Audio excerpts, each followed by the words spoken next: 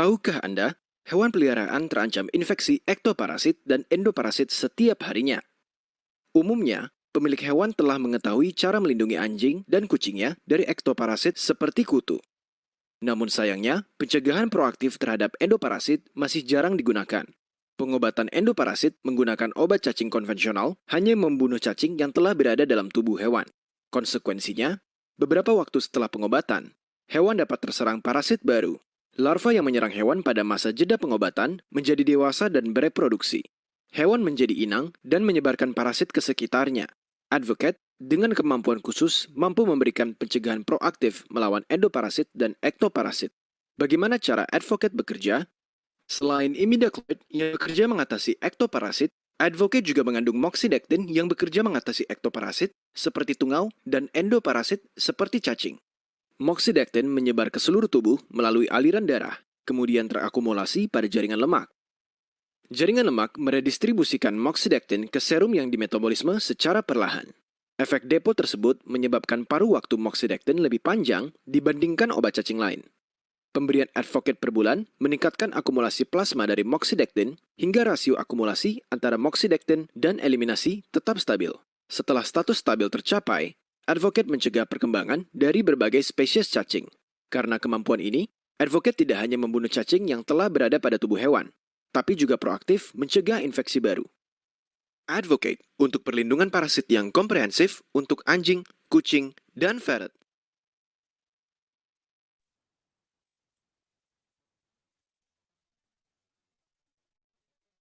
Halo, selamat malam. Assalamualaikum warahmatullahi wabarakatuh. Terdengar suara saya? Boleh dijawab di chat atau di-unmute juga boleh. Terdengar suaranya nggak? Cek 1, 2. Kedengaran. Masuk. Kedengar Oh, masuk. Siap. Apanya yang masuk nih? Baik.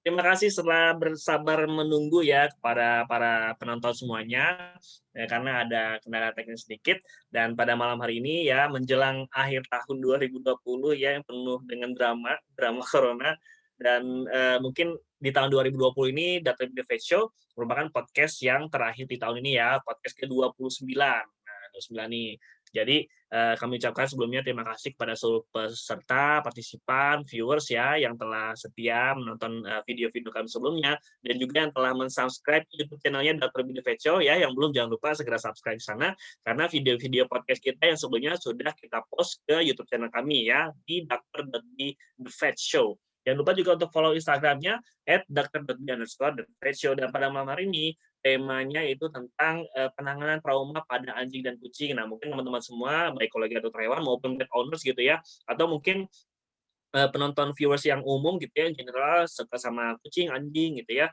pet lovers, suka melihat ada kucing, anjingnya tertabrak terus dibiarkan begitu saja, bagaimana penanganan pertamanya. Nah, nanti pemateri kita akan menjelaskan apa saja sih langkah-langkah awal atau P3K-nya ya untuk penanganan trauma pada anjing dan kucing. Nah, pada malam hari ini pematerinya ini masih muda, ganteng juga ya, entrepreneur ya, seorang praktisi, ahli bedah juga. Nah, ini yang keren sih ahli bedahnya karena menjadi rujukan gitu ya untuk dokter bedah, kasus-kasus bedah pada hewan yang ada di sekitar Tangerang Selatan. Nah, ini BSD dan sekitarnya nih, dekat rumah saya juga kebetulan. Beliau adalah dokter hewan Iqbal Fauzan, merupakan alumni dari Fakultas Kedokteran Hewan Universitas Gadjah Mada, Yogyakarta, dan beliau merupakan seorang dokter hewan praktisi sekaligus juga merupakan owner ya atau direktur ya dari klinik Green Paw Veterinary Clinic di BSD. Saya sapa dulu Dr. Fauzan.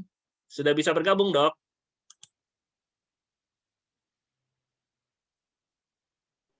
Halo.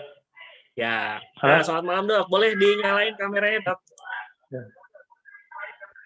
Oke. Nah, ya, Assalamualaikum. Sehat, Dok Fauzan?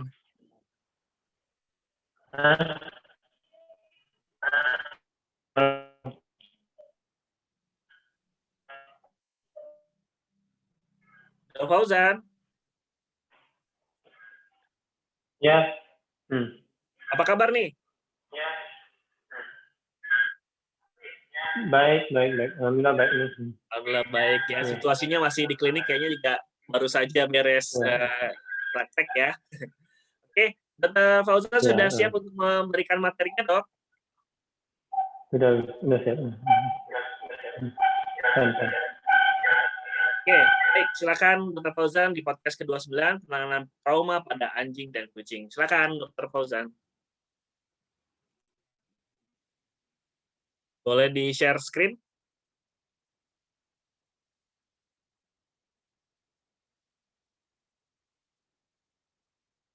Boleh di-unmute dulu, Dok. Yang satu lagi gadgetnya di-unmute biar terdengar suaranya.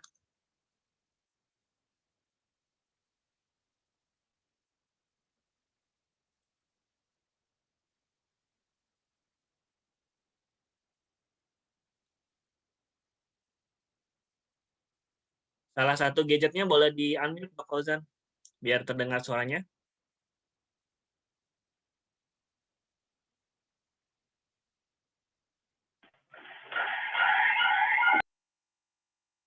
Oke, salah satu saja Dok, biar tidak menggema.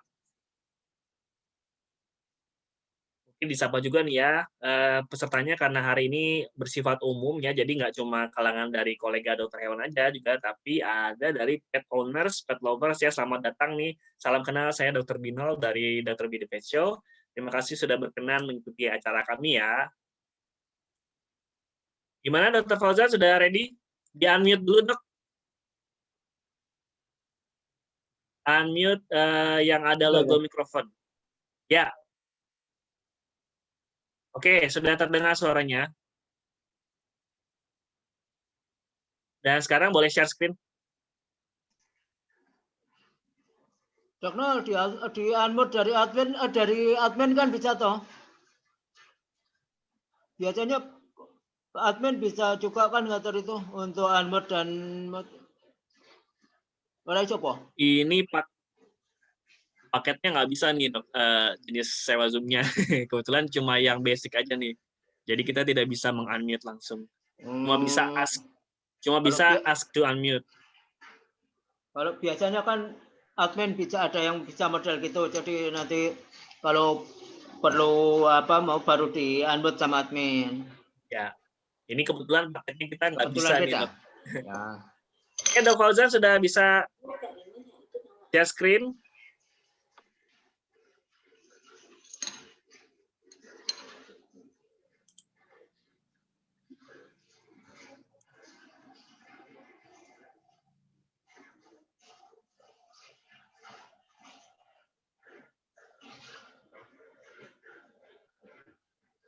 Oke, kita sambil menunggu ya, dokter semua ya, dan partisipan semuanya.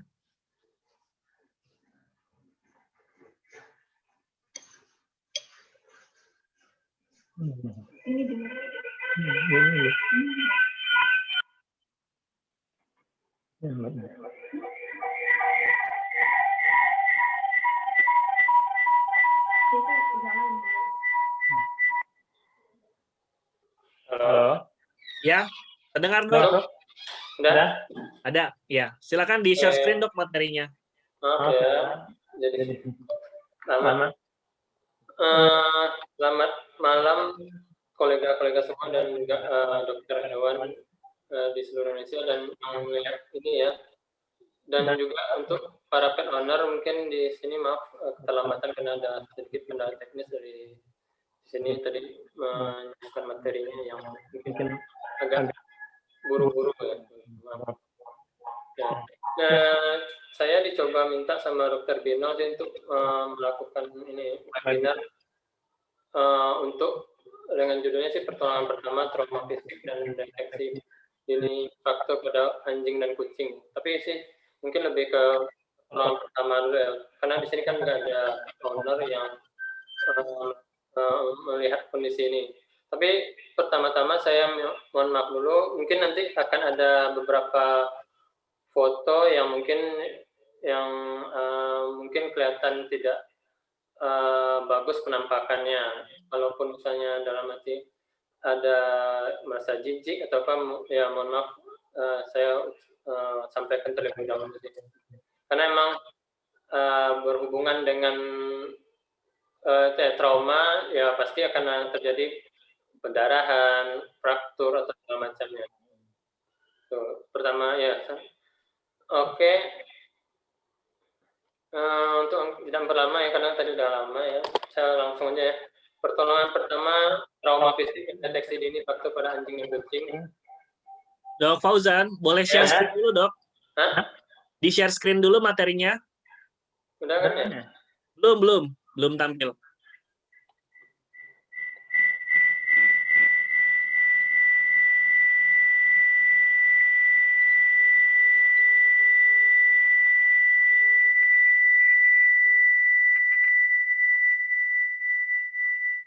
Udah belum? Udah belum?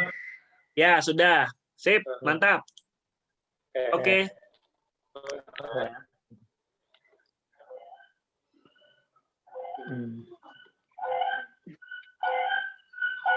Di sini kan ada judulnya tadi kan pertolongan pertama trauma fisik dan deteksi dini faktor anjing dan kucing.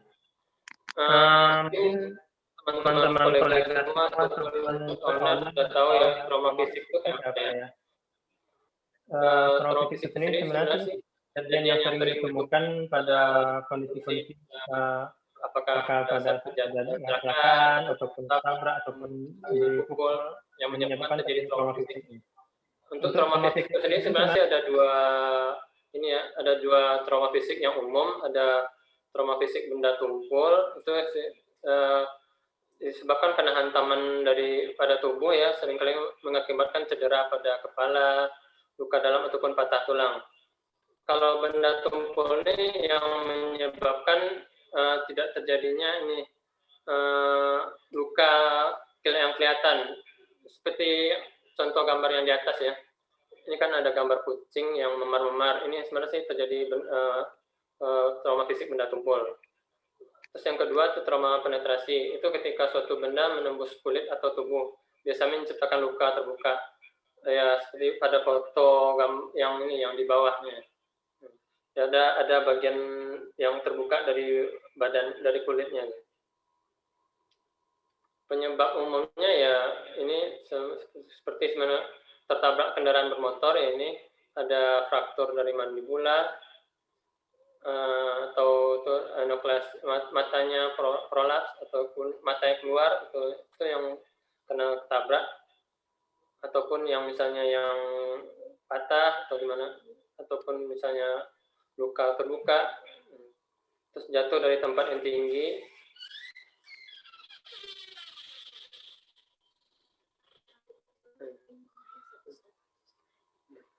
Digigit hewan lain. Ini kejadian-kejadian yang baru ya di klinik ini, yang ada foto ekor di bagian ekor yang menganga itu kondisi habis digigit sama anjing, dan yang paling kiri itu habis berantem sama tikus, kucing berantem sama tikus. Terus ada pun ulah manusia nih juga ada, misalnya ini ada dikasih karet gelang, ataupun ini ekornya yang diputusin sama manusia. Ya, terus habis itu ada juga yang ditembak nih pakai peluru. Ini foto-fotonya mungkin agak luar biasa ya teman, mohon maaf, memang kondisi kayak gini. Terus trauma fisik yang sering ditemukan tuh ya luka-luka atau pendarahan eksternal gitu, atau yang seperti ya pendarahan yang kelihatan di luar tadi kayak tadi, atau internal bleeding, hernia, prolaps, fraktur atau dislokasi.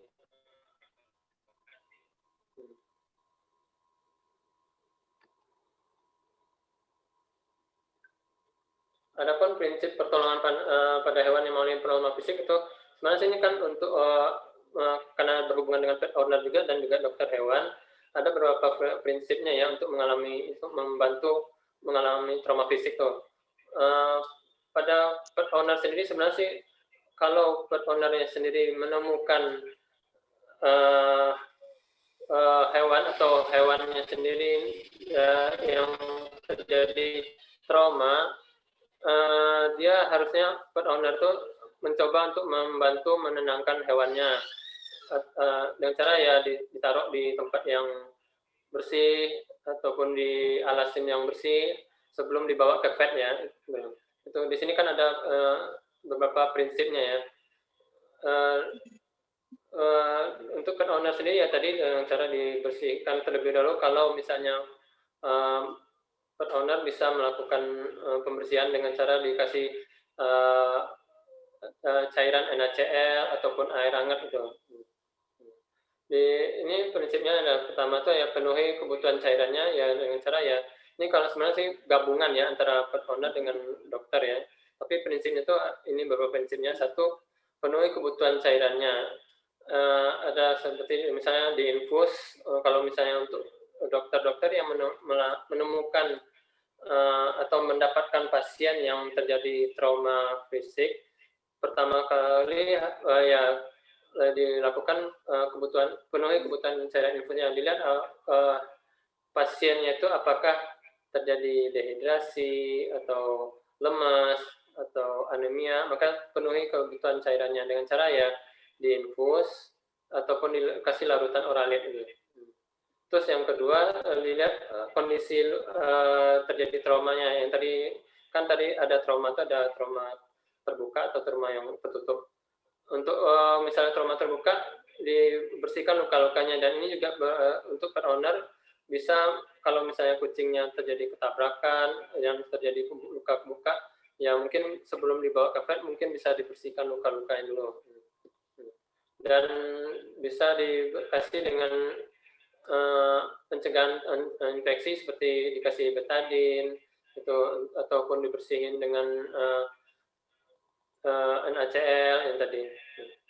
Terus kalau untuk dokter sendiri sih bisa dibersihkan dengan ya NaCl atau larutan iodin ataupun dikasih antibiotik. Terus yang keempat, berikan nutrisi yang baik untuk mendukung proses kesembuhan lukanya.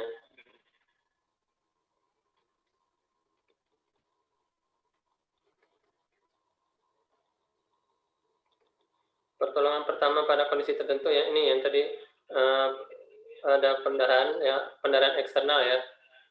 Ini yang sebenarnya sih prinsip ini hampir sama aja semuanya. Nanti apakah itu terjadi luka tabrakan, digigit atau apa ya terjadi misal pendarahan eksternal itu terjadi pendarahan yang di luar ya dengan cara ya bersihkan lukanya dengan air mengalir.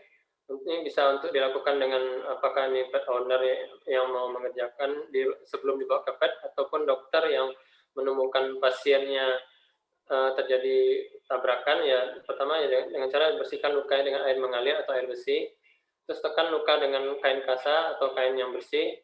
Kalau untuk pet owner mungkin segera bawa ke klinik ini.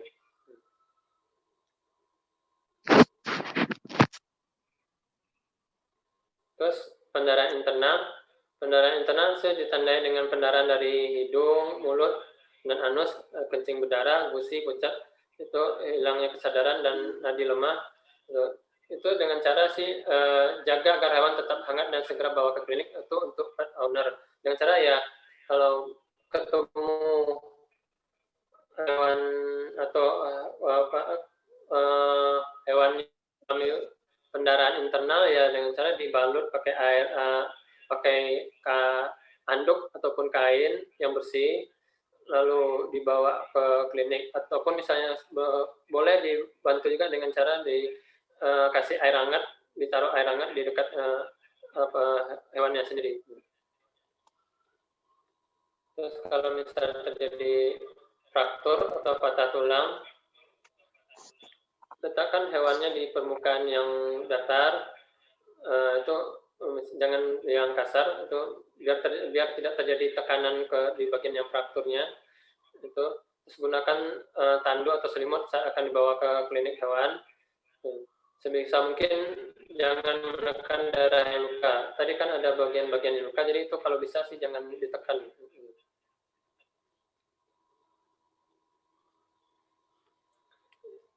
Ini sih deteksi dini fraktur pada anjing dan kucing ya.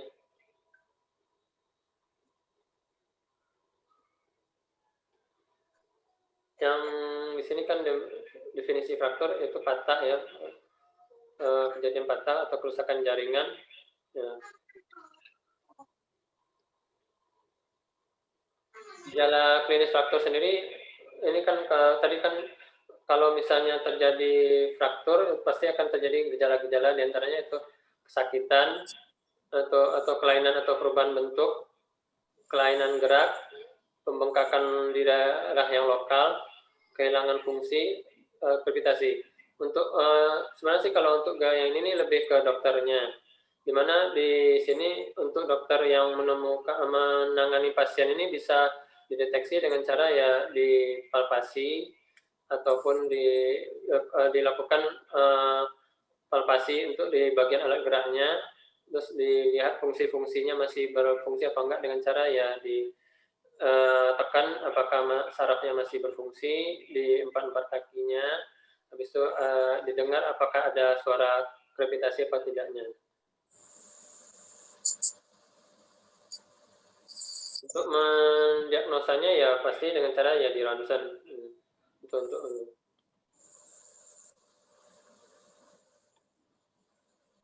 jadi ya prinsip dari untuk penanganan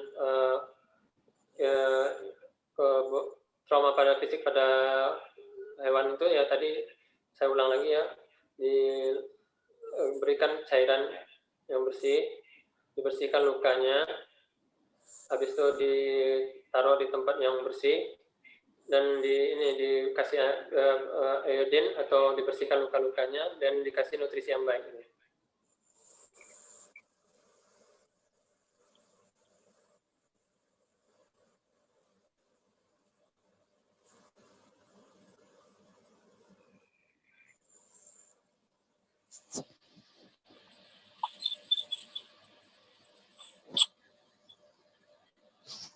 Oke, itu aja prinsipnya sebenarnya.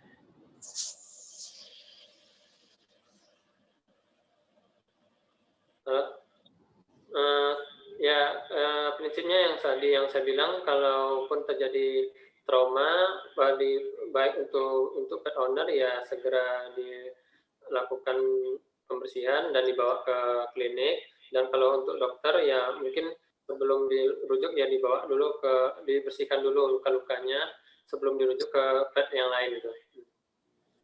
Oke, itu aja sih presentasinya sih, singkat sedikit sih.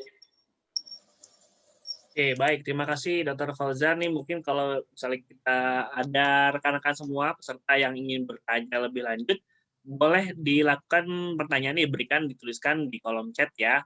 Ini bisa langsung bertanya, mumpung gratis ya, konsultasi gratis juga nih buat para pet owners, pet lovers yang ingin bertanya mungkin pernah kasus apa, mungkin pernah juga ngelindes gitu ya, nggak sengaja lagi mau jalanin mobil atau parkir mobil atau motornya, terus kemudian si kucing ternyata ada di kolongnya gitu kan, menjadi terlindas dan itu menjadi mengakibatkan trauma pada hewannya, entah patah tulang, entah terjadi pendarahan atau seperti apa.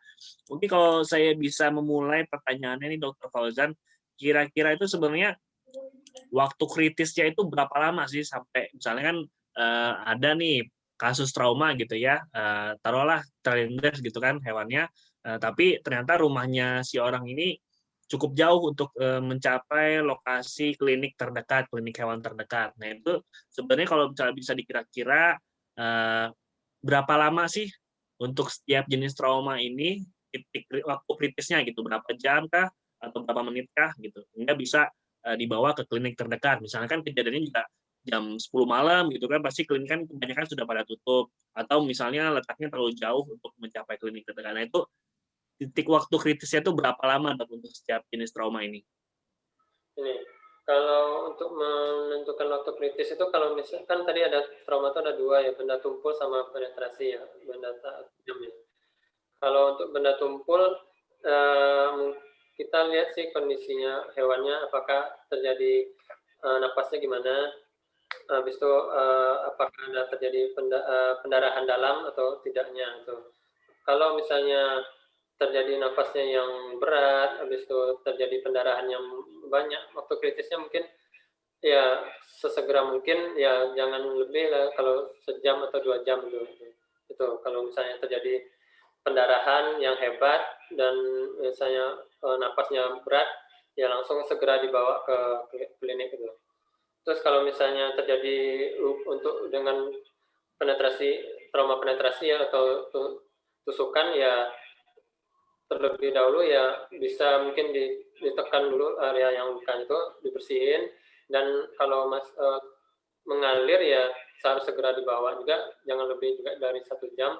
Kan kalau misalnya tidak terjadi pendarahan ya mungkin bisa dibersihin dulu, dan ya sambil dicari klinik yang terdekat ataupun dicari yang masih buka.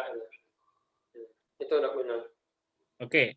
Nah, ini kalau misalnya ada kasus yang lumayan sering itu kan terlindas ya, dan terjadi patah gitu ya, kakinya ngatung gitu kan, tergantung gitu, dia jalannya pincang, tapi tidak ada pendarahan misalnya, itukah apakah bisa kita melakukan pembebatan atau apa namanya, fiksasi gitu ya, kalau kita bilangnya menggunakan kain kasa atau kain perban atau mungkin baju gitu ya, supaya untuk sebelum kita mencapai klinik terdekat. Nah, Nah, itu gimana kalau tuh? untuk pet owner mungkin bisa dengan cara yang tadi yang saya bilang, ditaruh di tempat alas di alas yang bersih ya. Kalaupun misalnya berani ya melakukan di tempat sih boleh. Tapi kalau tidak ya ditaruh di tempat yang nyaman, dengan cara ya dikasih apakah di kontainer ataupun di tempat yang kotak yang nyaman, dikasih alas yang empuk dari apakah underpad ataupun kain itu, dan jangan sering diangkat-angkat, karena nanti kalau misalnya terjadi fraktur yang itu tuh, kalau misalnya terjadi sering dilakukan pengangkatan, akan menyebabkan perubahan dari semakin bergesernya frakturnya akan makin susah gitu. Jadi ya kalau pet owner mau melakukan pembebatan sih boleh, cuman kalau saran saya lebih bagus ditaruh di tempat yang aman dulu sebelum dibawa ke vet, sambil dibawa ke vet. Oke, ditaruh tempat yang aman. Jadi artinya dibatasi akses geraknya gitu Dok ya? Ya. Jadi kalau akses geraknya terbatas, maka dia mengurangi resiko untuk terjadinya patah yang lebih dalam lagi atau lebih banyak lagi. Oke, ini sudah ada banyak pertanyaan nih Dr. Fauzan. Yang pertama dari Dr. Ani Siti Nurfitriani. Nih, untuk mengatasi pendarahan eksternal, bisakah kita menggunakan es atau cara apa untuk menghentikan darah? Nanti artinya misalnya sebagai pet owner gitu ya, kita melihat hewan itu mengalami trauma terus ada pendarahan, bisa nggak kita menggunakan es untuk menghentikan pendarahannya sebelum kita bawa ke dokter hewan? Ya. Kalau misalnya hewannya terjadi ketabrak ya, dan terjadi pendarahan eksternal ya, itu kan otomatis eksternal itu kan otomatis kan di luar ya itu. Kita lihat lagi itu kan pasti akan ada terjadi memar-memar di area yang lukanya. Itu bisa sih dilakukan dengan cara ditekan sama betul es. Jadi es dibalut sama kain atau anduk, habis itu ditekan di bagian yang berdarah, pendarahan itu. Itu sambil dibawa ke vet dalam perjalanan ya itu. Kalaupun misalnya akan dibawa jauh ya tempat vetnya, mungkin ya sebelum dibawa ya tetap sih lakukan pembersihan dulu kalau terjadi luka yang kebuka, dan setelah dibersihkan tetap boleh sih dilakukan dengan dikasih batu es yang dibalut dengan itu tadi anduk tadi. Ya. Itu sebenarnya kan prinsip dari untuk untuk mengalami trauma memar itu sih bisa dengan es ataupun air hangat. Cuman kalau untuk 2 kali 24 jam sih kita biasanya sih dengan es dulu itu untuk menghilangkan memar-memar itu. Oke, jadi ini kompres ya tindakan pertamanya ya Dok? Iya. Ya, jadi yang saya tangkap adalah kompresnya ini jika terjadi memar atau pembengkakan pada hewannya gitu ya, jika mengalami trauma terus ada bengkak, dalam 2 hari pertama itu kompresnya itu dengan menggunakan es batu atau air dingin gitu Dok ya. Tapi kalau sudah lebih dari 2 hari itu harus dengan air yang hangat. Betul Dok ya? Kalau ya di saya kan juga melakukan operasi fraktur ya. Setelah melakukan operasi fraktur kan setelah dikerjakan nanti kan akan terjadi radang ya. Untuk mengapain radang itu ya dengan cara ya tadi dilakukan kompres es itu untuk 2 hari pertama itu 10 sampai 15 menit saja sih. Itu bagian-bagian area yang memar itu. Itu kalau dokter yang melakukan kita lihat 2 hari biasanya memar itu udah mulai berkurang tuh. Nanti setelah 2 hari dialihkan ke air hangat dulu. Oke, itu sehari berapa kali, Dok? Kompresnya? Kompresnya sehari berapa kali? Kalau saya sih 3 hari atau 4 hari aja sih cukup sih. Dalam sehari 1 kali aja? Enggak, kalau dalam sehari sih mungkin bisa 3 kali atau 4 kali. Oke, jadi pagi, siang, malam gitu ya misalnya ya. 2 kali juga apa-apa sih. Oke, jadi 2 kali sehari, kalau 2 hari pertama pakai air dingin, setelah itu pakai air hangat. Gitu ya, Dr. Siti, terima kasih. Kemudian ini dari Mas Wafa Agia Filhayat. Dok, izin bertanya bagaimana menangani trauma fisik yang bersifat tertutup tapi non-fraktur? Apakah sama dengan semua luka penanganannya? Itu dulu, nanti dilanjut. Mengalami trauma fisik yang bersifat tertutup tapi non-fraktur. Ya. Kalau untuk menangani trauma fisik yang bersifat tertutup, tetap sih diperiksa. Kalau paling bagus sih ini kalau untuk pet owner ya dengan cara ya sama sih dikompres itu kalau untuk pet owner. Teman kalau untuk dokter ya dengan trauma fisik bersifat tertutup ya diperiksa dengan teliti. Untuk dokter ya diperiksa dengan teliti. Habis itu kalaupun ada yang area-area yang mencurigakan ya mungkin tadi yang ronsen gitu. Kalau untuk pet owner ya dengan cara yang dengan dikasih tekan dengan es tadi. Oke, kemudian ini juga sama ya mengenai waktu kritis. Mungkin tadi sudah terjawab gitu ya. Kita lanjut ke Mas Abimanyu Wiguna. Nah, ini pertanyaannya, jika trauma fisik dapat sekaligus menyebabkan trauma psikis, namun apabila kesehatan psikisnya terganggu, apakah memungkinkan kesehatan fisik juga ikut bermasalah? Nah, ini seru nih. Psikis ini sih sebenarnya sih sesuatu yang menentukan ya. Kenapa? Karena saya pernah menangani anjing POM, operasi POM. Dia udah dilakukan operasi beres dan sebenarnya sih secara umum tidak ada masalah ya. Dianya harusnya udah bisa menggunakan kakinya, tapi karena dia psikisnya kena, jadi ya kaki yang harusnya sudah bisa digunakan kok tetap sih dia diangkat sama dia. Tapi pada saat dia lupa, dia sih bisa menggunakan kaki itu lagi. Dan caranya sih untuk menangani trauma fisik itu ya dengan cara ya sering dilatih. Kan kalau pada saat terjadi fraktur ataupun trauma itu tuh ya setelah hilangnya memar-memar atau apa tuh mungkin bisa sering dilatih dengan cara diajak jalan atau diajak bermain. Jadi dia lupa kalau ada kakinya yang atau bagiannya yang sakit gitu. Jadi ya itu dia akan terbiasa lagi untuk menggunakan area yang sakit tadi itu. Karena fisiknya nih yang ingatan kalau dia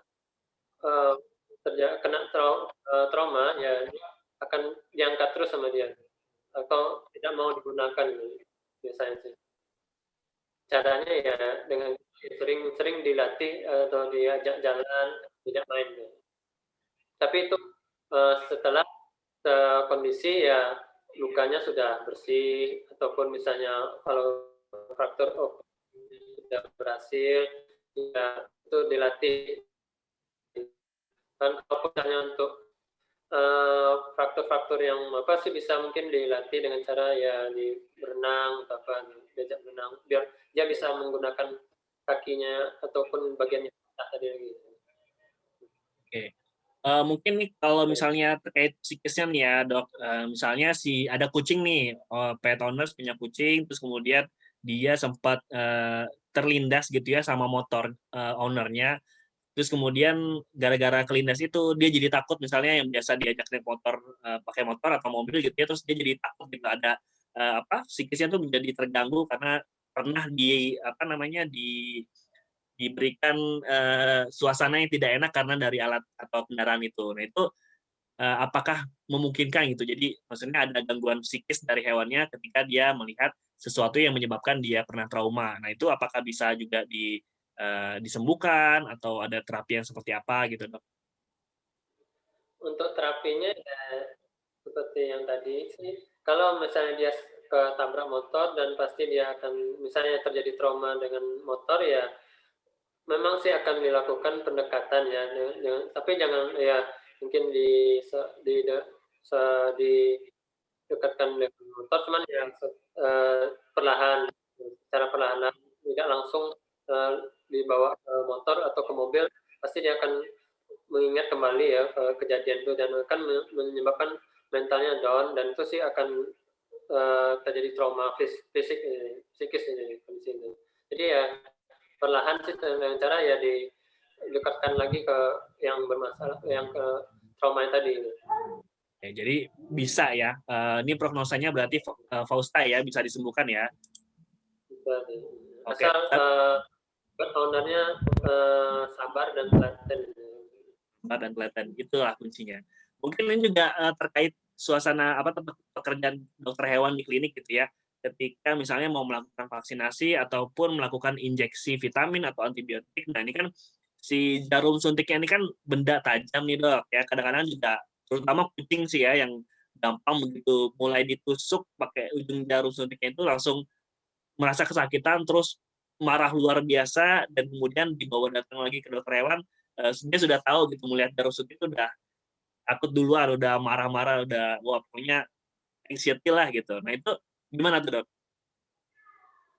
Kalau untuk menangani itu sih emang agak susah ya, karena apalagi anjing yang udah pernah merasakan itu ya, dia pasti akan baru datang dokter atau ke sini aja, ke klinik aja biasanya dia akan langsung marah ya itu kondisinya.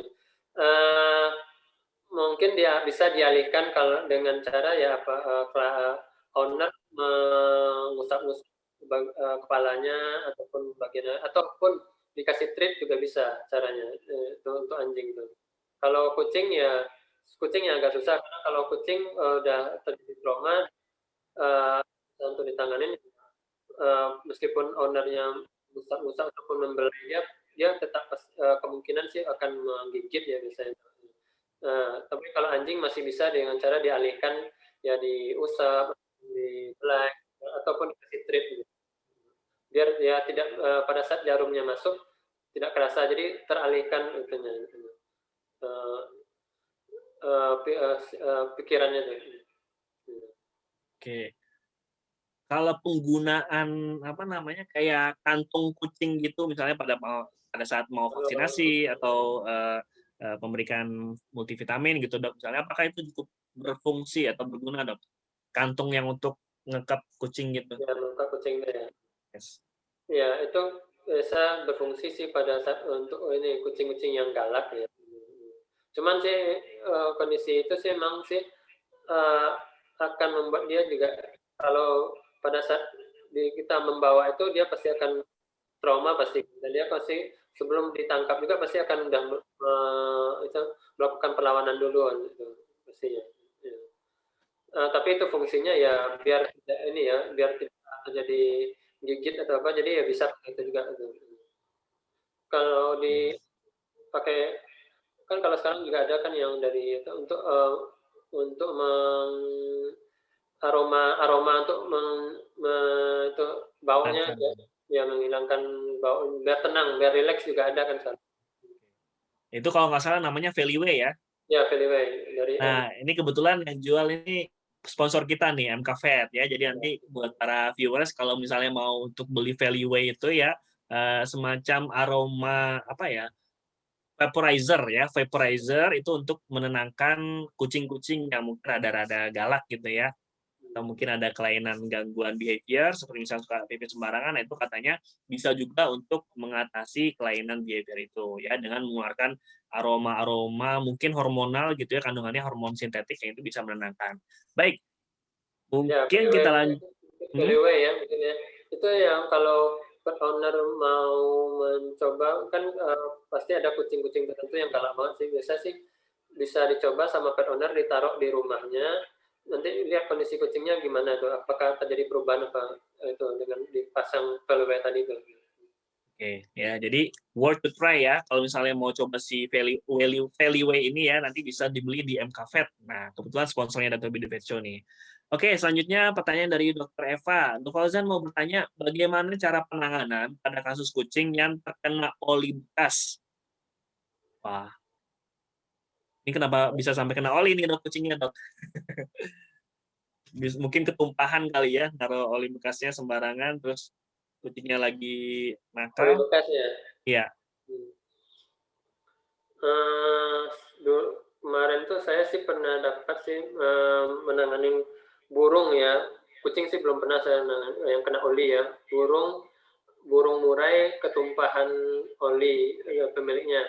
Caranya sih bisa dengan cara dikasih sama ini minyak goreng gitu. Jadi bagian-bagian yang kena olinya dikasih minyak goreng, habis itu dilap pelan-pelan sambil ya jangan keras ya, dilap pelan-pelan. Apakah itu pakai kanebo ataupun pakai kain boleh, pakai atau pakai minyak goreng bisa pakai itu untuk menghilangkan olinya.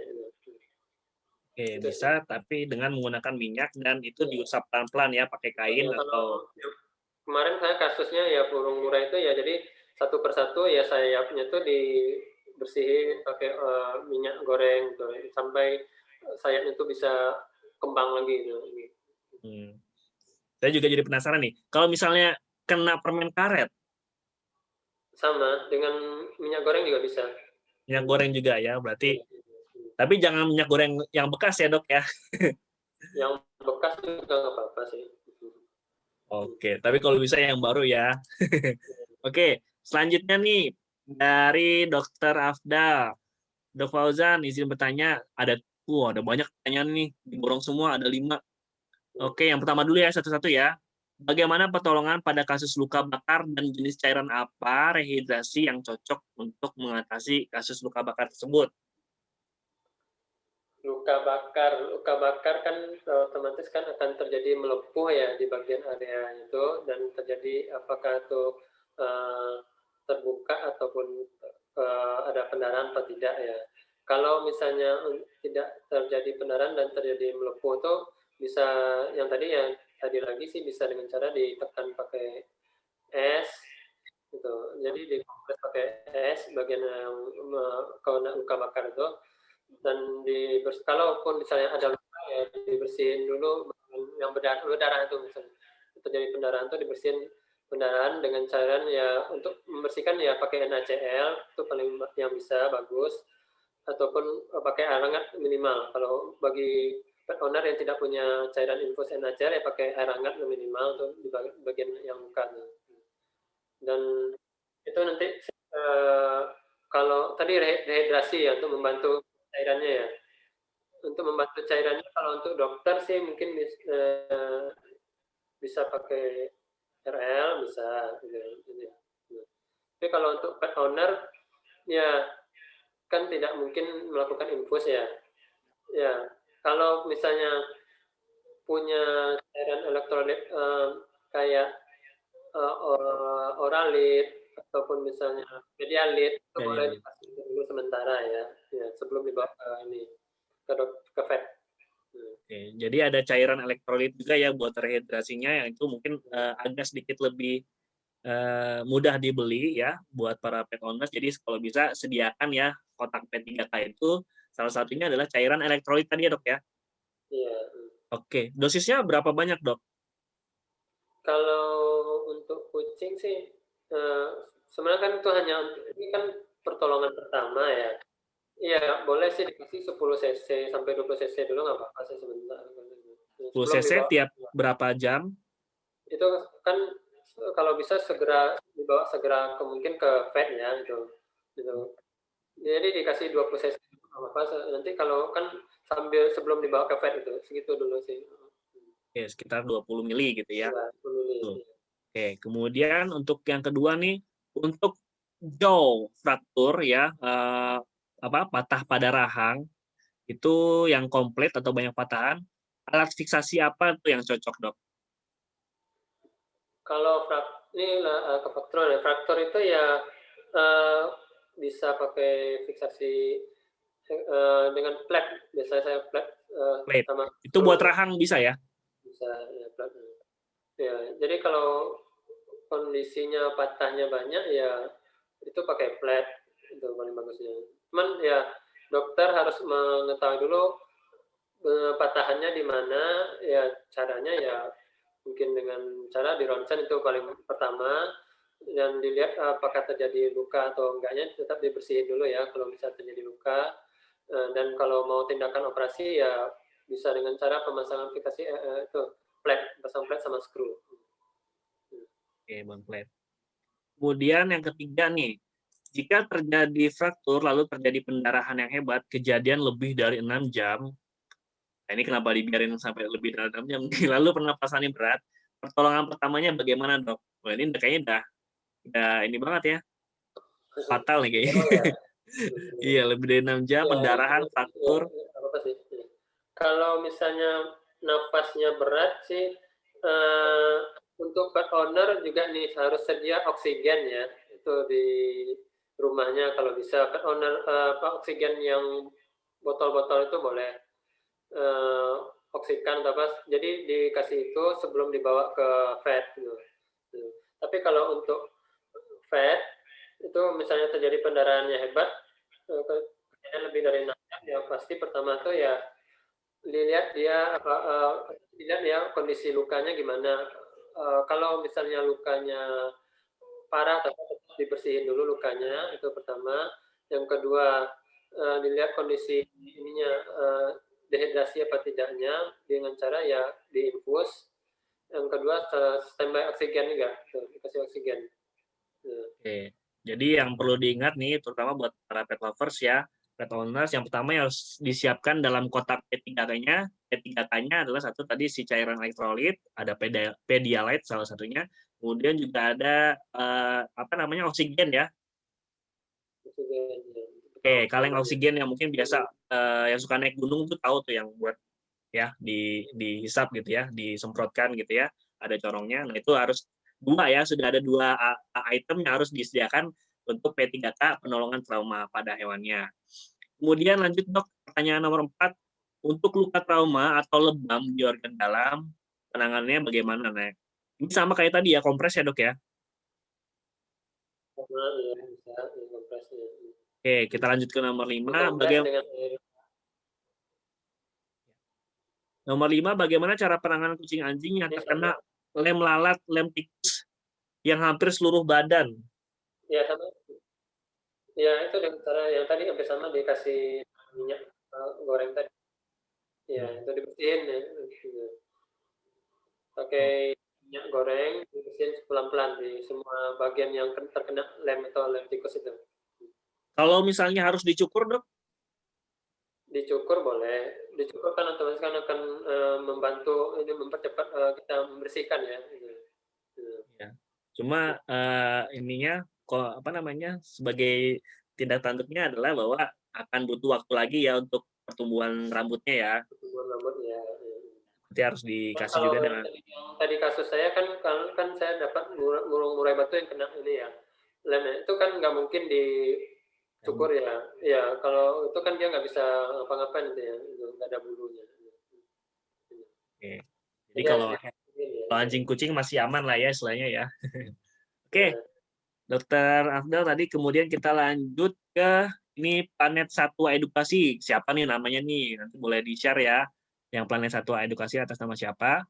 Pertanyaannya, di beberapa daerah jarang sekali praktek atau klinik vet. Nah, ini daerahnya mana dulu nih? Kalau daerahnya di Banten di daerah Banten sih masih lumayan banyak ya.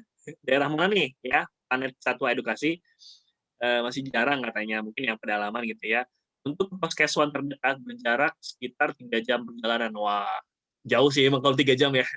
Ya, itu pun bukanya hanya pada saat jam kerja. Apa yang harus dilakukan? Nah, ini yang tadi saya tanya, Dok. Mungkin agak terkait juga sama waktu kritis gitu ya, Ya, kan, Dok? sebenarnya sih gini sih prinsipnya. Untuk kondisi yang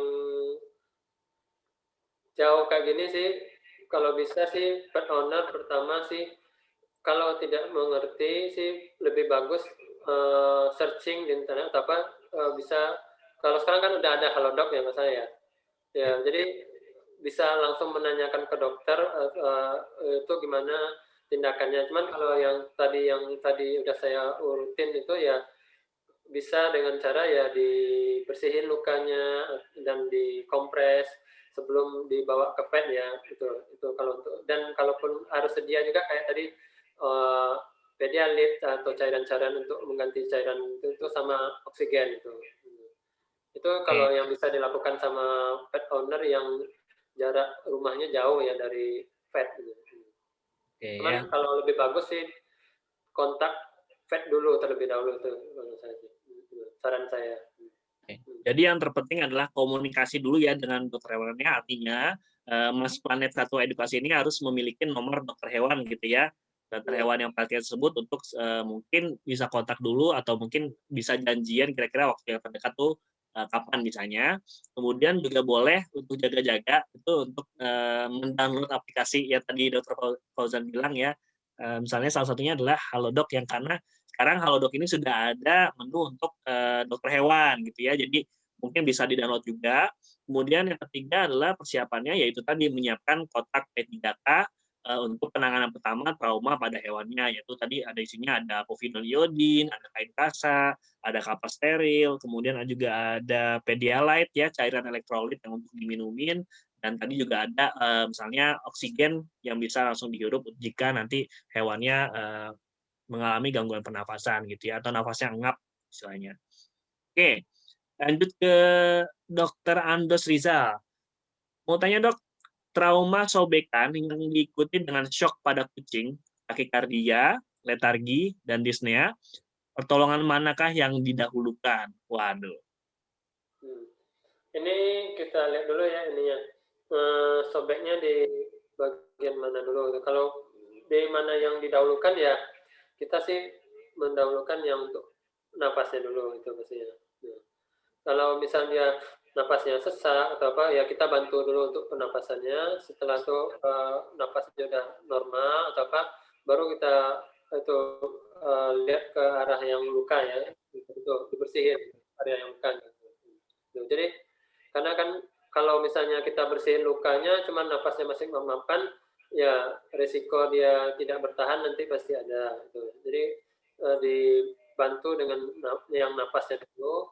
Setelah napasnya mulai stabil apakah dengan cara di oksigen ataupun dibantu dengan CPR atau apa habis itu setelah napas stabil baru kita alihkan ke yang lukanya bersihin.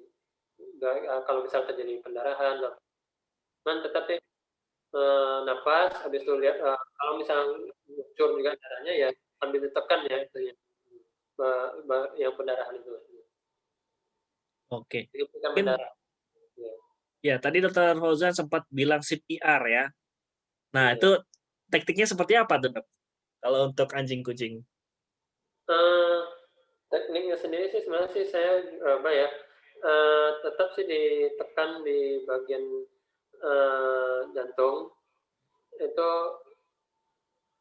8 kali tek habis itu berhenti habis itu sebenarnya sih pakai alatnya untuk mulutnya tapi kalau misalnya ada yang mau ngasih ke mulutnya langsung juga kalau mau ya ngasih ke mulutnya langsung ya itu ditekan bagian dadanya tuh. Oke, jadi Tapi yang perlu diingat adalah bahwa tekanannya itu jangan terlalu kencang juga ya. Mungkin kalau kucing terutama atau anjing-anjing ras kecil itu menekannya jangan terlalu kuat gitu ya pesannya ya, karena tulangnya kan juga tidak terlalu besar. Oke, jadi Dokter Andos Rizal ini penanganan yang didahulukan pertama adalah mungkin terkait dengan lokasinya tadi, letaknya di mana dan apakah dia dekat dengan organ-organ dalam yang vital ya dok ya, mungkin jantung dan paru-paru gitu ya. Kalau misalnya dekat itu, Ya, berarti itu yang didahulukan duluan ya. dahulukan dulu. Oke, selanjutnya dari Dokter Nora Agustina, pertanyaannya bagaimana cara untuk menghilangkan rasa trauma pada hewan yang pernah mengalami rasa ketakutan akibat diserang oleh hewan lain? Wah, misalnya ular gitu ya, ular datang ke rumah, terus dia Ya, takut. ini kan trauma ya. Trauma itu kan jatuhnya ke psikis ya, yang tadi juga. Eh, Sebenarnya sih kalau untuk kondisi-kondisi trauma itu ya pada saat anjing ataupun kucing digigit hewan lain, pasti dia akan ketakutan apakah itu keluar atau keluar rumah ya, ataupun ketemu hewan lain pasti ya untuk menghilangkan cara traumanya ya dengan cara ya sering-sering ya dibawa keluar. Cuman ya untuk pertama-tama sih jangan langsung dideketin ke uh, yang bisa menyebabkan dia traumatik. Misal kalau kucing pernah digigit sama kucing lain ya jangan langsung didekatkan sama kucing lain. Jadi ya mungkin ya dipegang dulu kucing yang traumanya sambil didekatin ke kucing lain. Kalaupun dia udah merasa tidak nyaman ya kita menjauh itu. Terus nanti besoknya dicoba lagi karena untuk menghilangkan trauma itu sendiri kan bukan sesuatu yang cepat ya, itu butuh proses mungkin bisa sebulan, 2 bulan atau bahkan lama. Tapi yang penting harus dirutin gitu. Itu aja sih. Oke, jadi Rutin dengan dibiasa. cara dibiasakan itu. Itu mungkin kalau kucing terutama ya, karena kan kalau kucing kan rada apa namanya teritorial gitu ya, ada kucing garong yang menguasai blok di kompleknya gitu kan misalnya. Nah itu berarti pengenalannya itu ya dengan cara harus dalam apa pantauan dari ownernya gitu ya, jadi jangan dibiarin aja karena kan kucing kan biasanya suka keliaran gitu ya di sekitar rumah kita gitu, kecuali mungkin yang emang dipelihara di rumah saja. Dan mungkin kalau misalnya pernah kegigit ular gitu misalnya, bisa juga kali ya dilatih dengan ditampilkan di TV gitu atau YouTube gitu kan, ditampilkan hewan-hewan tersebut gitu ya, misalnya ular atau hewan lain yang mungkin dia pernah trauma karena itu, dikenalin lewat TV itu ya, siaran TV Dok ya. Iya bisa. Mungkin itu lebih aman ya. Atau kan dikasih itu dicoba beli boneka ular. Boneka, ya. Hmm. Tapi jangan dikagetin ya, ditaruh di belakangnya terus dicolek-colek tiba-tiba dia nengok langsung stres. Soalnya ada tuh kayak gitu tuh. Oke, selanjutnya pertanyaan dari Dr. Jenny Lumayanti. Dok, kalau penanganan pertama anjing yang makan coklat, wah ini makan coklat nih ya, toksik ya, sebaiknya tindakan apa yang pertama kali dilakukan? Jadi ini bukan trauma, tapi toksisitas karena coklat. Penanganan pertamanya gimana, Dr. Fauzan? Kalau ada yang itu ya pasien datang dia mengalami makan coklat ya, itu kan nanti akan keracunan ya. Boleh dikasih antidota untuk racun gitu ya. Untuk antidotanya ya nanti boleh sih kalau untuk dokter ya ini nanti bisa WA. Ini kan karena ini berhubungan dengan ada pet owner juga ya, mungkin nanti bisa kontak ke saya langsung, itu nanti secara langsung ya itu apa aja yang harus dikasih, karena kan di sini kan nanti ada dosis segala macam yang harus dikasih ya. Gitu sih. Jadi kasih ya mungkin contohnya salah satu mungkin bisa kasih kalau untuk di pet owner sementara ya, pet owner ya mungkin bisa dikasih norit dulu gitu. Noritnya berapa banyak, Dok? Kasih 1 tablet dulu boleh gitu. Itu untuk kucing. Ya. Kalau untuk anjing yang rada besar seperti Golden Retriever itu berapa banyak dapat tablet? 2-3 boleh sih. Kalau kucing atau anjing ras kecil itu sekitar 1 tablet, tapi kalau anjing yang sudah medium sekitar 2 atau 3 tablet gitu ya, kan dikasih tablet norit itu ya. Karbon aktif ya itu ya. Oke, tapi itu cuma sementara aja ya. Jadi setelah dikasih, kalau misalnya tidak ada perbaikan, maka harus segera langsung dibawa ke hewan untuk penanganan lebih lanjut karena ada obat-obatan kimia yang bisa menjadi antidota atau untuk menangani si toksiknya itu. Oke, Iya, Pak. baik, terima kasih Dr. Jenny, semoga terjawab. Kemudian dari Kamalia Alawiyah. Nah, ini pertanyaannya, selamat malam Dok, mau tanya, pada penanganan kucing atau anjing yang tertabrak kemudian menghasilkan luka terbuka menganga yang cukup parah dan beberapa organnya tercecer, seperti contohnya tertabrak di bagian perut atau ususnya hampir keluar. Nah, ini bagaimana pertolongan pertamanya sebelum dibawa ke vet? Yang jelas pertama ditaruh di tempat yang tadi saya bilang, di tempat yang bersih, yang nyaman.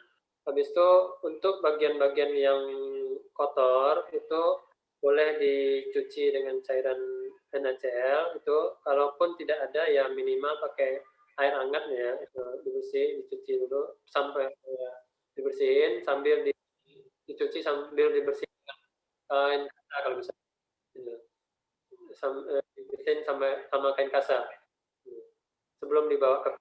Jadi ditaruh di tempat yang nyaman, yang tidak kasar, habis itu dibersihin lukanya. Dan kalau untuk organ-organ yang keluar tuh ya jangan apa-apakan, tapi dibersihin dari luar sambil dicuci dengan NaCl tadi ataupun air hangat. Kalau setelah dicuci itu apakah perlu kita tutup dengan kasa kemudian dikasih plester coklat gitu, Dok? Kalau saya sih kalau misalnya kondisi itu sih ditutup dengan kain kasa lebih bagus, cuman nggak usah ditutup dengan plester ya. Jadi kalau mau ya ditutup sekelilingnya dengan kain kasanya.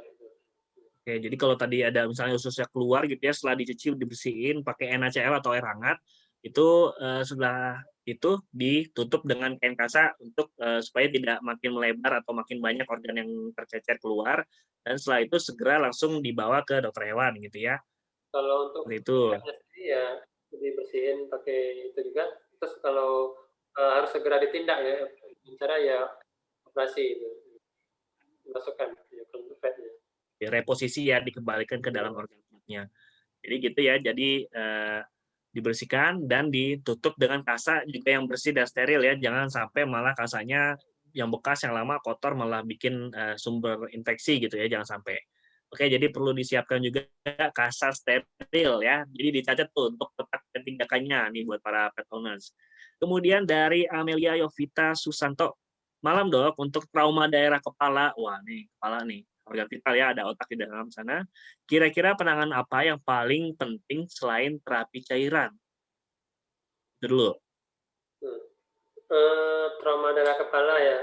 Nanti dilihat dulu kondisi kepala itu gimana, apakah terjadi memar ataupun ada pendarahan atau gimana. Kalau misalnya ada terjadi luka atau pendarahan ya dibersihin ya daerah yang luka tadi dengan cara dicukur, habis itu dibersihin, dan kalaupun ada memar ya dikompres lagi. Oke. Dikompres pakai es lagi bisa. Oke. Nah, ini dia pertanyaannya, apabila ada UDEM, mungkin nggak cuma UDEM ya, kalau misalnya ada abses atau mungkin juga ada cairan darah gitu yang keluar dari sana, terus kemudian membentuk pembengkakan, apakah kira-kira aman jika diberikan antidiuretik seperti furosemid, Dok? Furosemid boleh dikasih kalau terjadi UDEM ya itu. Cuman kalau misalnya terjadi trauma ya mungkin bisa dikasih untuk anti traumanya dulu itu. Painkiller itu kalau untuk sakitnya gitu. Painkiller, habis itu antibiotik dikasih ya mencegah bakterinya ya. Kalau terjadi ODEM tuh boleh dibarengin dengan furosemid nggak apa-apa. Oke. Perlu kita sintesis, Dok? Aspirasi? Aspirasi boleh. Boleh jika memungkinkan gitu ya. Ya. Oke. Kemudian pertanyaannya, kalau ada, misalnya ada internal bleeding atau pendarahan dalam di daerah otak, nah ini apa yang sebaiknya dilakukan? Pernah nggak nih Dok, bedah kepala? Kalau untuk bedah kepala, saya belum pernah. Cuman kalau pendarahan dalam kan pasti nanti akan terjadi ini ya, bleeding ya, apakah keluar dari hidung ataupun di daerah telinga ya. Kondisi itu yang pasti sih padnya sih ditaruh di tempat yang nyaman dan di posisi kepalanya lebih tinggi daripada ini, jantung. Gitu. Habis itu kalaupun terjadi pendarahan itu ya dibersihin, ada luka-luka lagi. Habis itu tetap sih dikasih ini untuk menghentikan pendarahan bisa dicoba dikasih untuk apakah itu vitamin kayak vitamin K atau apa bisa.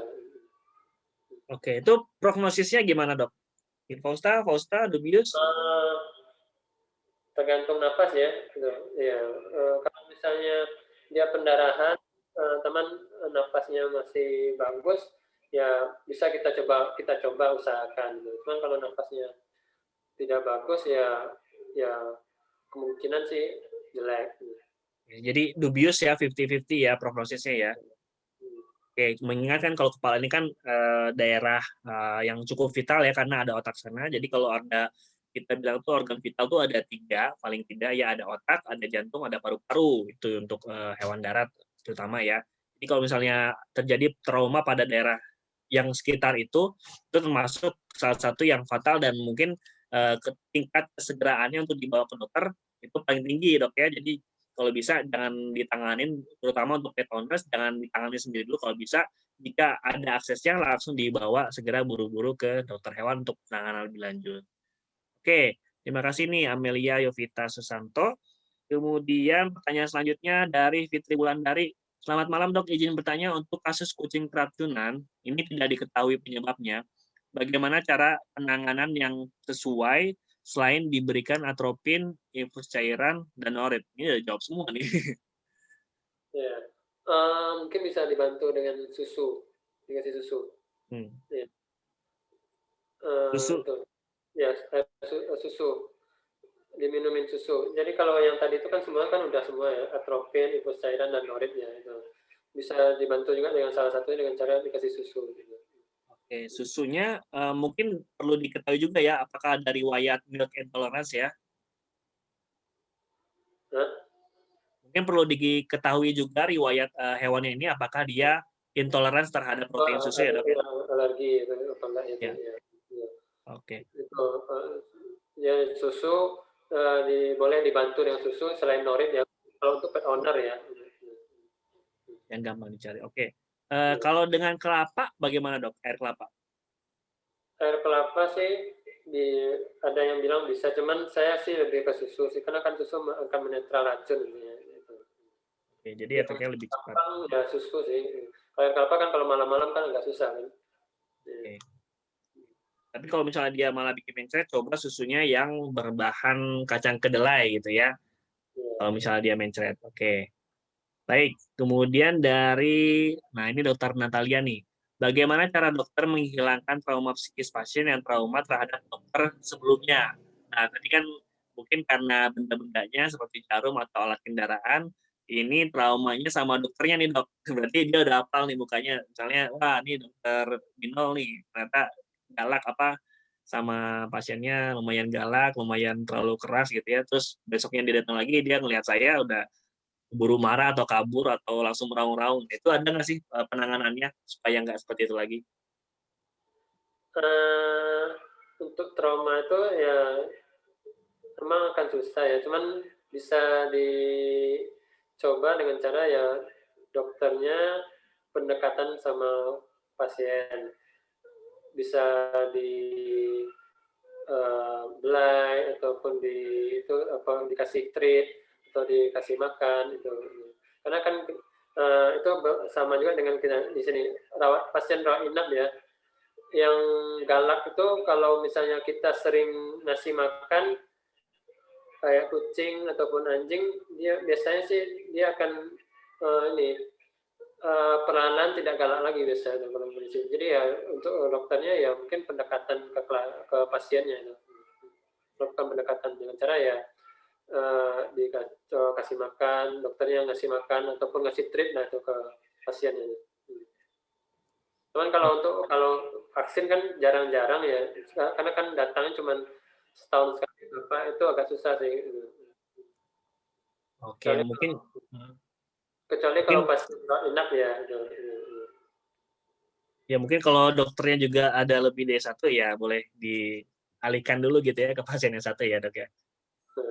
Tapi penting juga nggak sih, Dok, menurut dokter ini membiasakan hewan ya bagi para pet owners untuk melatih hewannya supaya ya perkenalan gitu dengan klinik hewan, dengan dokternya, meskipun itu tidak dilakukan penanganan atau tindakan medis ya, kayak misalnya disuntik atau apa, enggak. Jadi cuman kayak ya mungkin periksa fisik gitu ya, melihat kupingnya, pergerakan kaki-kakinya, dan kebersihannya, mukosa mulutnya, tapi tidak dilakukan tindakan.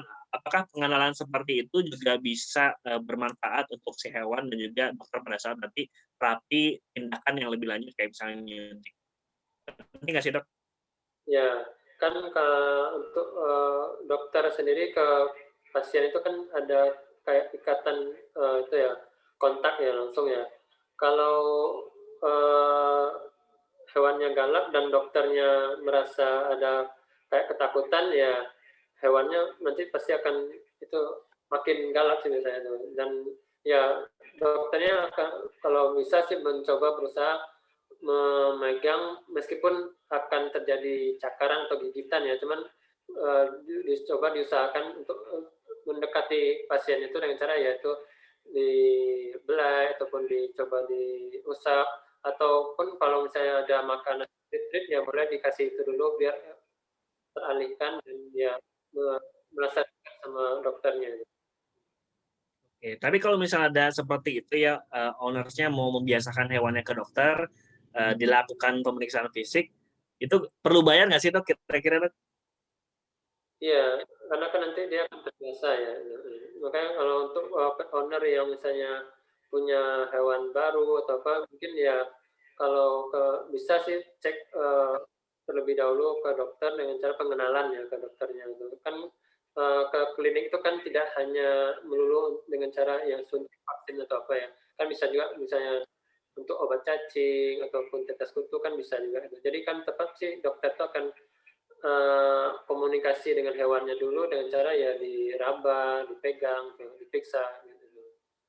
Oke, Karena kan nah jadi, ya, karena kan dokter hewan itu pertama yang perlu diingat dia tidak bisa ngomong ke pasien. Jadi ya caranya ya dengan cara touch ya, itunya komunikasi lewat sentuhan, rabaan gitu.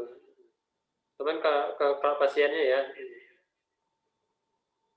oke ya, jadi boleh dilakukan pengenalan dari hewan-hewannya nih ya, buat para pet owners, dibiasakan untuk datang ke dokter hewan. Mungkin kalau misalnya sudah dekat dengan dokter hewannya, ya bisalah terutama misalnya untuk sambil melakukan pemeriksaan fisik gitu ya, secara fisik dari luarnya, kupingnya, mulutnya, kaki-kakinya, dan mungkin juga anusnya atau bagian belakangnya, supaya hewan ini terbiasa diperiksa oleh dokter hewan gitu ya, sehingga pada saat nanti dibutuhkan tindakan yang lebih lebih invasif ya, lebih mungkin menyakitkan bagi hewannya, dia sudah terbiasa gitu ya, jadi tidak takut lagi sama dokternya. Dan yang paling penting juga adalah tindakan preventif itu sendiri. Jadi seperti tadi dilakukan vaksinasi dan juga pemberian obat cacing itu kan lumayan rutin, terutama obat cacing, dan termasuk sponsornya Dr. Bidefesio malam hari ini yaitu dari ini Sobat Rontal ya.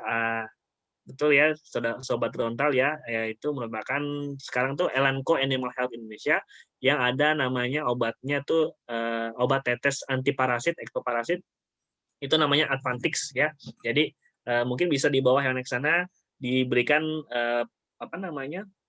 tindakan preventif itu secara rutin mungkin 3 bulan sekali gitu ya misalnya, karena kalau dibilang itu Indonesia itu karena suasananya yang lembab, surganya bagi para ektoparasit, sehingga pemberian anti ektoparasit secara rutin itu merupakan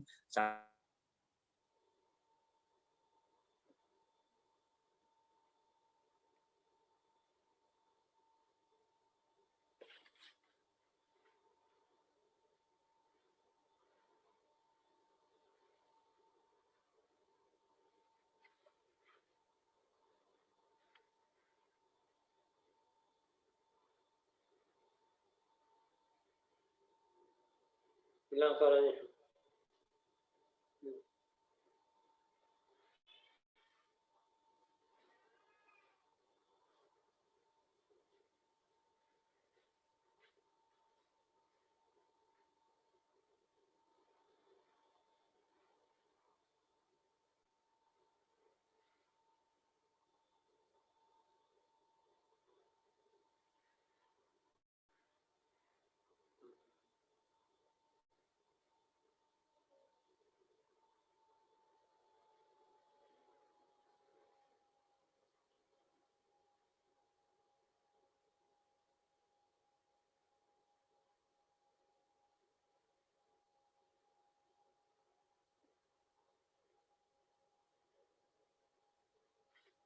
hilang.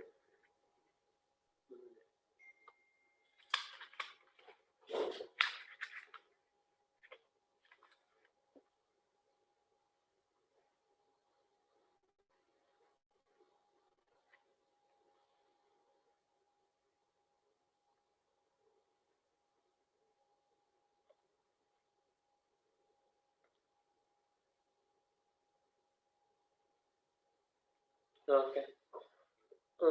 Tadi kan trauma cara ini ya, yang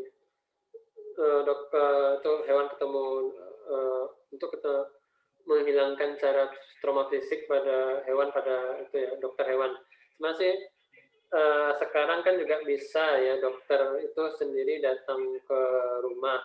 Kalau misalnya hewan itu susah atau tidak mau dibawa keluar akan terjadi trauma kalau dibawa ke klinik ya mungkin salah satu caranya dengan cara ya dokternya datang ya ke rumah ownernya. Jadi dokter yang datang kunjungan untuk periksa hewan ke rumah ya, ya itu mungkin salah satu pendekatan juga dari dokter ke ini ke pasiennya ya. Oke, jadi penting untuk dibiasakan gitu ya, dan mungkin kalau seperti itu sebenarnya apa sih yang ada di pikiran si anjing itu sehingga maunya dengan mungkin tampilan yang sama gitu ya, kayak seperti tadi kan dibilangnya maunya hitam aja. Ya kan tadi dibilang tuh dok sama dokter Afdal bahwa maunya tuh penggantinya dengan warna bulu yang sama gitu dok ya. Itu kira-kira kenapa sih? Warna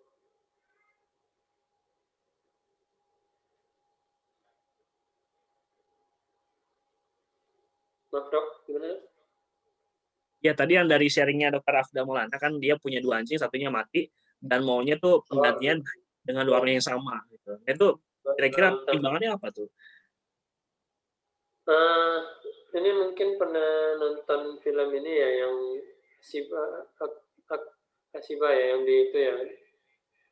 Ya, itu kan dia punya ikatan mental yang kuat ya dengan ownernya.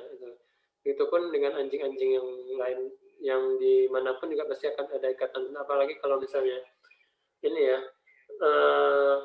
sudah dirawat dari kecil bareng-bareng dan dipelihara dari kecil ya pasti ada ikatan mental ya. Ya. Gitu.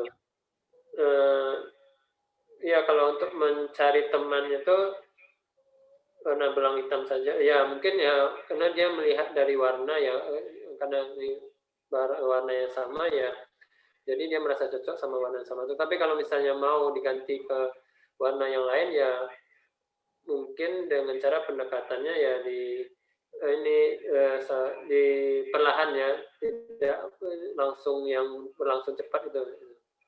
Jadi ya dibawa warna yang beda, teman ya jangan langsung diketemukan ya dengan cara dikasih batas dulu mungkin untuk beberapa saat apakah itu 3 minggu sampai 4 minggu. Jadi diketemu tapi dikasih batas ini biar dia pengenalan dulu. Oke, jadi ada tahapannya ya untuk adaptasi ya dok. Iya.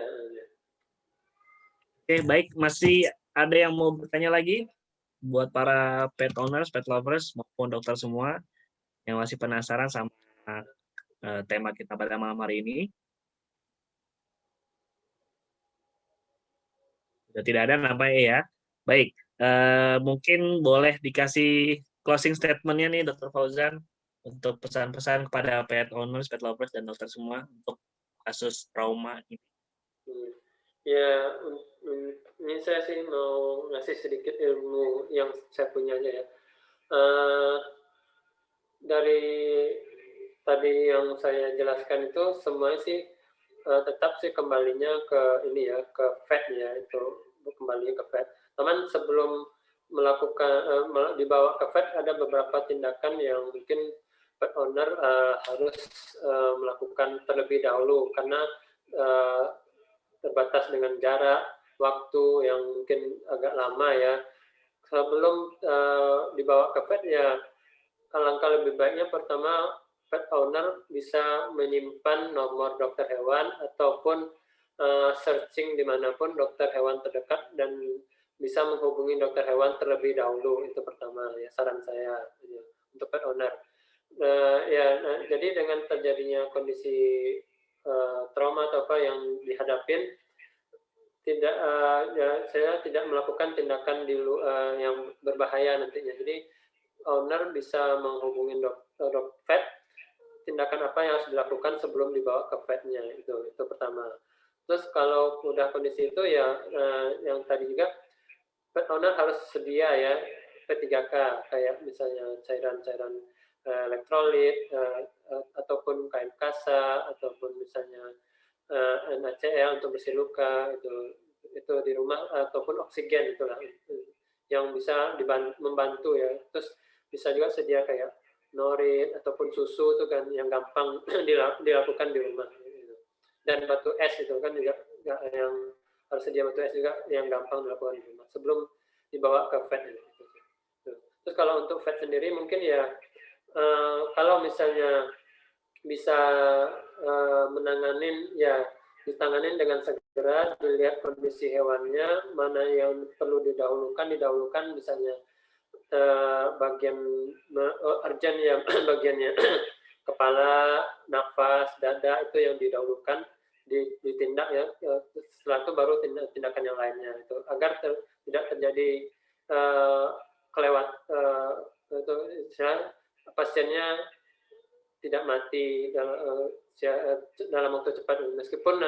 Meskipun ya kondisi hewannya udah parah, kita tetap usahakan itu. Tapi kalau misalnya dokternya masih belum bisa menangani, ya setidaknya tetap dilakukan tindakan dulu sebelum dirujuk ke dokter yang lain. Jadi ya untuk pet owner ya simpan mungkin nomor-nomor dokter yang dekat dari daerahnya. Itu yang akan berfungsi untuk kalau misalnya terjadi kejadian malam hari itu. Dan untuk dokter mungkin ya mau menerima ya itu kalau dihubungin malam gitu. Itu untuk dokter sih saran saya. Ya. Oke. Itu aja sih sedikit dari ilmu saya yang mungkin udah pada tahu juga sih. Jadi ya saya hanya mengasih sedikit ilmu yang saya punya, itu yang dari pengalaman saya itu aja sih.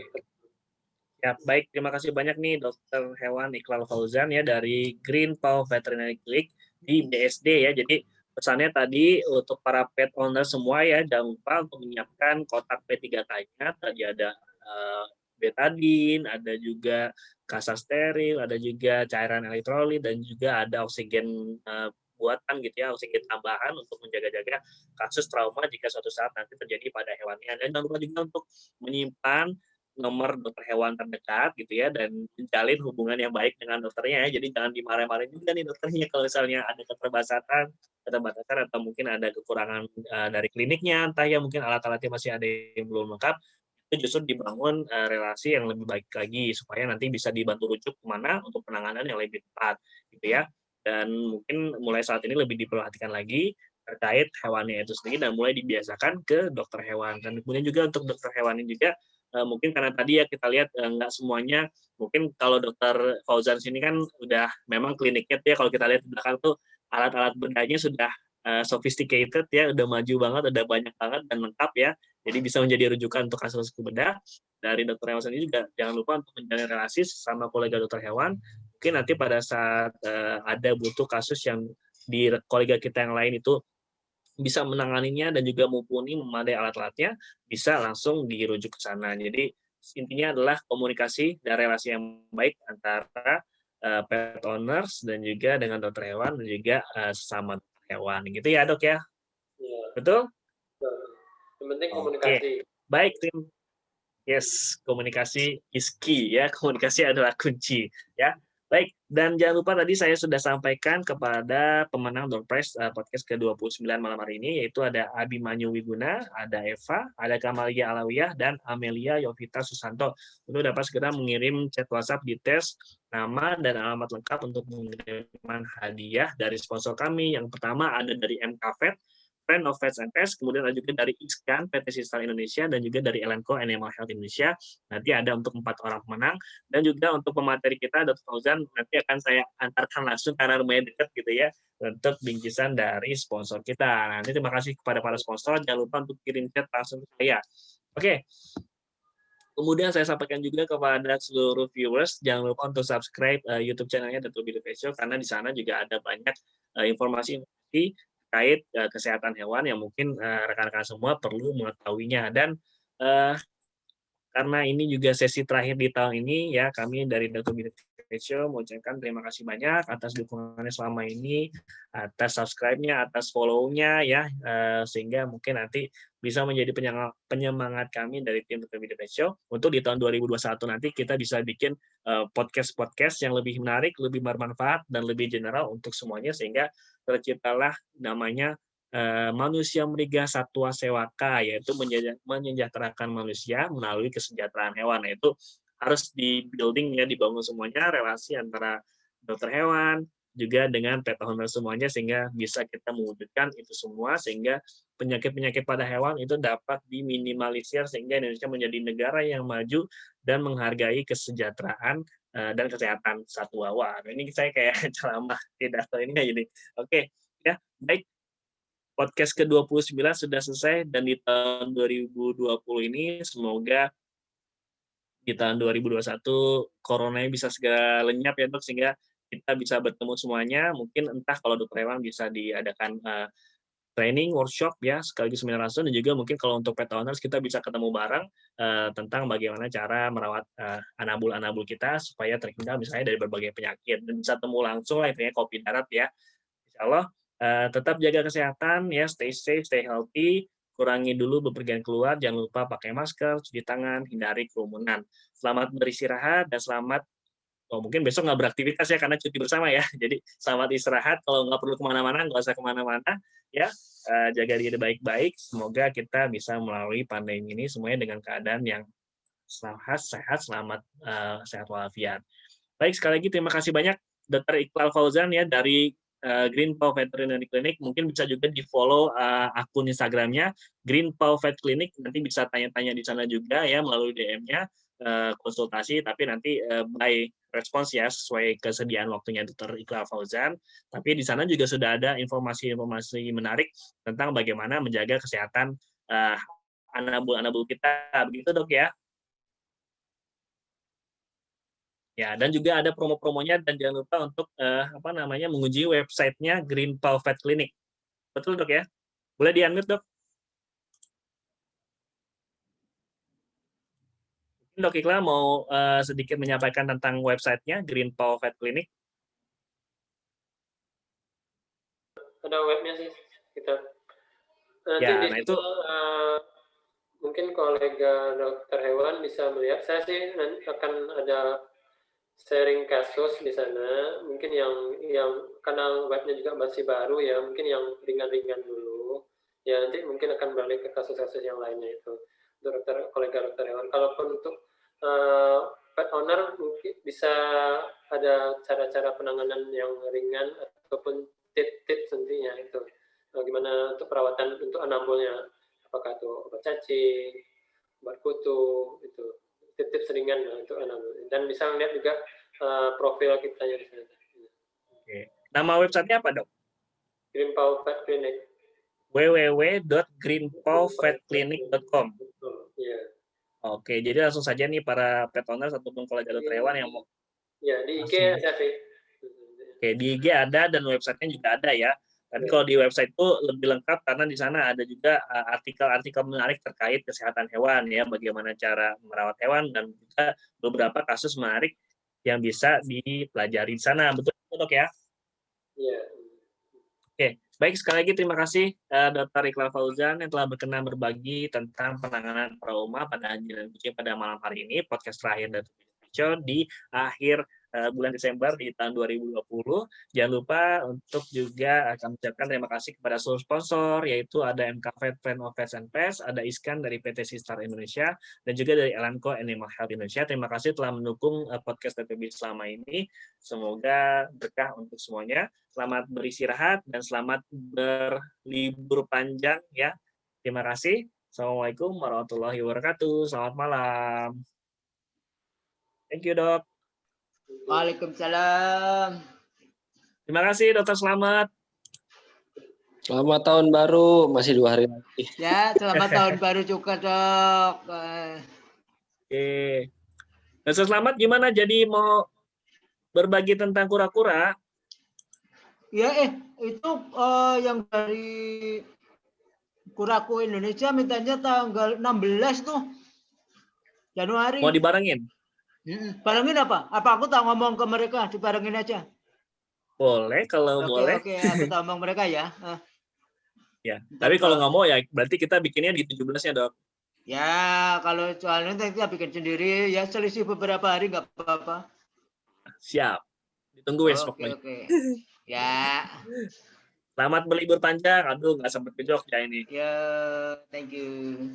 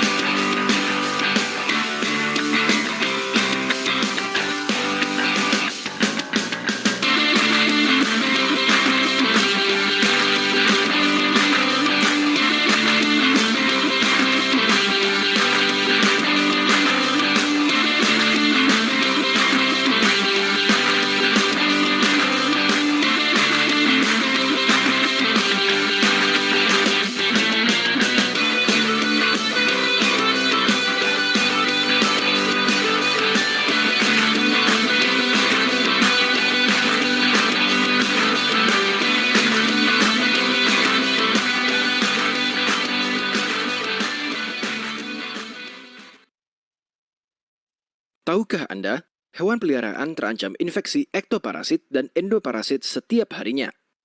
Umumnya, pemilik hewan telah mengetahui cara melindungi anjing dan kucingnya dari ektoparasit seperti kutu. Namun sayangnya, pencegahan proaktif terhadap endoparasit masih jarang digunakan. Pengobatan endoparasit menggunakan obat cacing konvensional hanya membunuh cacing yang telah berada dalam tubuh hewan. Konsekuensinya, beberapa waktu setelah pengobatan, hewan dapat terserang parasit baru. Larva yang menyerang hewan pada masa jeda pengobatan menjadi dewasa dan bereproduksi. Hewan menjadi inang dan menyebarkan parasit ke sekitarnya. Advocate, dengan kemampuan khusus, mampu memberikan pencegahan proaktif melawan endoparasit dan ektoparasit. Bagaimana cara Advocate bekerja? Selain imidacloprid yang bekerja mengatasi ektoparasit, Advocate juga mengandung moxidectin yang bekerja mengatasi ektoparasit seperti tungau dan endoparasit seperti cacing. Moxidectin menyebar ke seluruh tubuh melalui aliran darah, kemudian terakumulasi pada jaringan lemak. Jaringan lemak meredistribusikan moxidectin ke serum yang dimetabolisme secara perlahan. Efek depo tersebut menyebabkan paruh waktu moxidectin lebih panjang dibandingkan obat cacing lain. Pemberian Advocate per bulan meningkatkan akumulasi plasma dari moxidectin hingga rasio akumulasi antara moxidectin dan eliminasi tetap stabil. Setelah status stabil tercapai, Advocate mencegah perkembangan dari berbagai spesies cacing. Karena kemampuan ini, Advocate tidak hanya membunuh cacing yang telah berada pada tubuh hewan, tapi juga proaktif mencegah infeksi baru. Advocate untuk perlindungan parasit yang komprehensif untuk anjing, kucing, dan ferret.